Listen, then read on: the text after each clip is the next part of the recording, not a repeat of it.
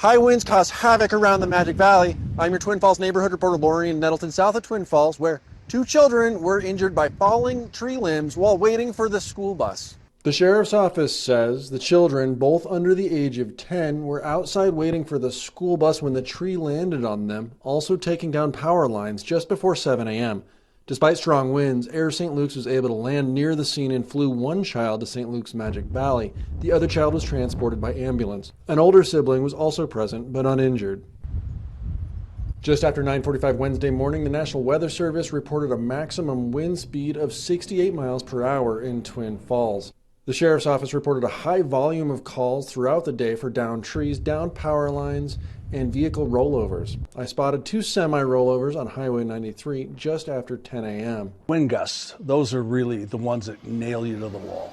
David Klein is a skills examiner for folks hoping to get their commercial driver's license. He canceled his test scheduled for Wednesday because he knows winds and semis are a dangerous mix.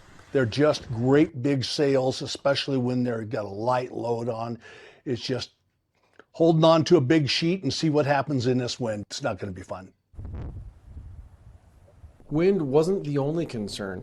Heavy rains also swept through the area, causing more damage. The Buell Public Library forced to close after the deluge system flooded, compromising the roof and pouring water into the children's play area.